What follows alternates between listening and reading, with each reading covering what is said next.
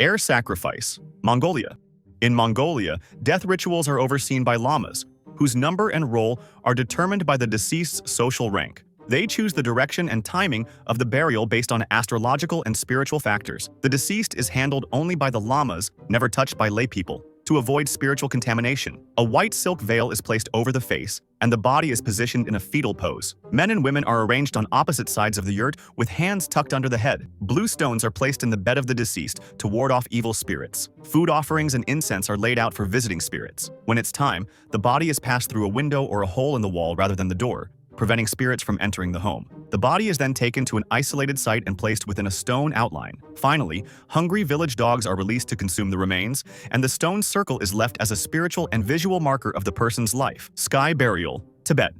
In Tibet, the sky burial, jader, is a sacred and deeply symbolic practice rooted in Buddhist beliefs. The body is seen as an empty vessel after death, so preserving it is considered unnecessary. The deceased is cut into pieces by a ragyapa, or body breaker, whose role is both respected and ritualistic. The remains are left on mountaintops for vultures and birds of prey to consume. This act is viewed as a final gesture of compassion, nourishing other living beings. Harsh weather and rocky terrain in Tibet make ground burial or cremation nearly impossible. The ceremony is carried out far from villages to protect the living from spiritual disruption. Sky burial is a way to let go of attachment to the physical self. Though it was once banned by the Chinese government, the practice continues in many rural areas today. To Tibetan Buddhists, it is not gruesome but rather the ultimate act of generosity and release. Pit burial, Haida, Pacific Northwest.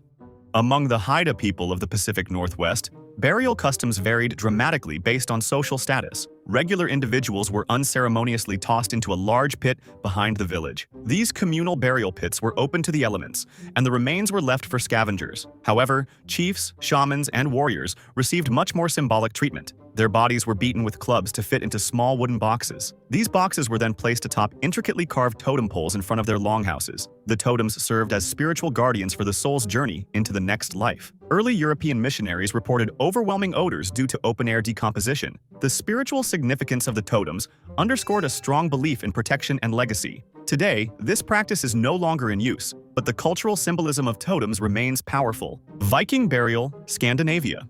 Viking burials are often portrayed in pop culture as burning ships sent into the sea, but that was rare and expensive. In most cases, Vikings were buried in large, ship-shaped graves, dug into the earth and lined with stones. The body was placed alongside possessions such as food, weapons, or jewelry for use in the afterlife. Noblemen and warriors were buried with more elaborate offerings, symbolizing their social importance. Women were dressed in fine clothes and adorned with valuables before burial. A disturbing historical note is that, occasionally, a nobleman's female companion was passed around the tribe, then strangled and buried with him. These rituals highlighted beliefs in honor, legacy, and entering Valhalla. Ship symbolism reflected their seafaring culture and journey into the next world. Cremation was practiced in some regions depending on local resources. The Viking afterlife was a complex blend of glory, warfare, and reunion with ancestors. Fire burial, Bali, Indonesia.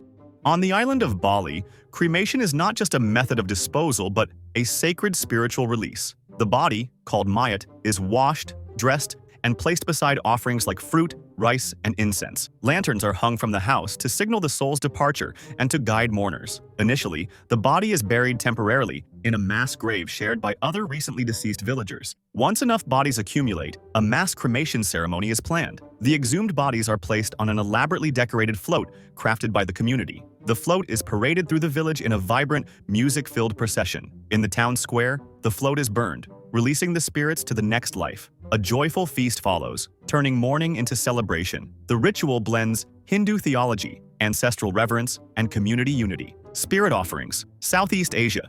In countries like Vietnam, Cambodia, and Thailand, burial practices are infused with continuous spiritual care. People are often buried in their own farmlands, and stone monuments are erected where animals graze freely. In Vietnam, counterfeit money is tucked beneath rocks, so the deceased can spend it in the spirit world. In Cambodia and Thailand, small wooden spirit houses are placed in front of homes. These miniature temples serve as dwellings for the spirits of ancestors. Regular offerings of food, drink, flowers, and incense are made to honor and feed these spirits. Families ask their deceased loved ones to protect the household and bless the land. The relationship between the living and dead is seen as active and ongoing. Spirits are thought to linger nearby, not to haunt, but to watch over their descendants. These practices blend animism, ancestor worship, and regional religious traditions. Predator burial, Maasai, East Africa. The Maasai people of East Africa have a unique burial philosophy grounded in ecology and spirituality. Only tribal chiefs are buried in the earth, and even that is rare. Ordinary Maasai are left out in the open for scavengers and predators. This practice is based on the belief that dead bodies pollute the earth and should not be buried. By allowing nature to consume the remains, the Maasai honor their belief in maintaining harmony with the environment. They do not believe in an afterlife or resurrection. Death is seen as final, and rituals focus on the living rather than the deceased. Their deity, Enkai, is not a singular figure but a representation of all life, earth, and sky. Bodies are not decorated or preserved. They are simply returned to nature. The simplicity of this practice reflects the tribe's nomadic lifestyle and reverence for balance. Skull burial, Kiribati.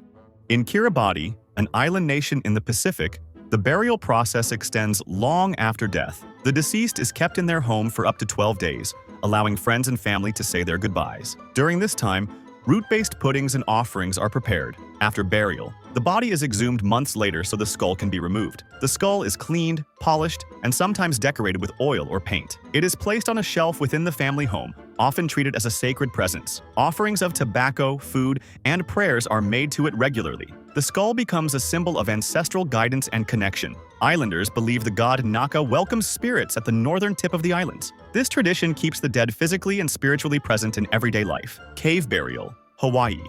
In traditional Hawaiian culture, caves served as sacred burial chambers. The body was bent into a fetal position and tightly bound with kapa, tapa cloth, made from mulberry bark. This positioning symbolized a return to the womb, life coming full circle. Sometimes the internal organs were removed and the body salted to prevent decay. Bones, considered sacred and filled with mana, spiritual power, were especially protected. Burial caves were often hidden in cliffs or along coastlines to prevent tampering. Families passed down the locations of these caves through oral tradition. Today, many of these burial sites still exist, especially on Maui. The Hawaiian belief system emphasized a deep connection between the body, land, and spirit. These burials were not just about death, but about preserving spiritual power. Sea burial, global.